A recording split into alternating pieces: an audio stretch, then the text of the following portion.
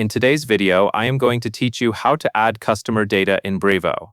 To begin, make sure you are logged into your Brevo account and you are on the main dashboard. Adding customer data starts in the CRM area because that is where Brevo stores and organizes your contacts for email campaigns, automation, and ongoing relationship management.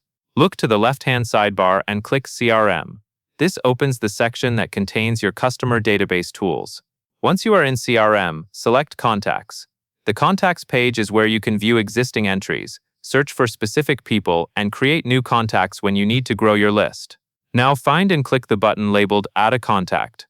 This will open a form where you will enter the customer details. In the email field, type the customer email address. Be careful to enter it correctly, because the email address is often the unique identifier for a contact in Brevo. A small typo can create a duplicate record or cause emails to bounce later. Next, fill in the attributes fields. Attributes are the extra details that make your contact data useful, such as a first name, last name, company, location, or any custom fields your account is set up to collect. Enter as much accurate information as you have, but keep it consistent with your usual formatting. For example, if you capitalize names one way, try to keep that same style across all contacts. This helps keep your CRM clean and makes personalization work better in emails and automations. After that, select a list.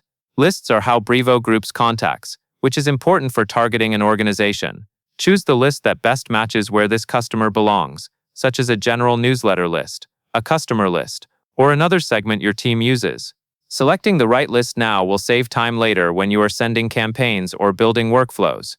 When everything looks correct, click Save and Close. This saves the contact, applies the attributes, and adds the person to the list you selected.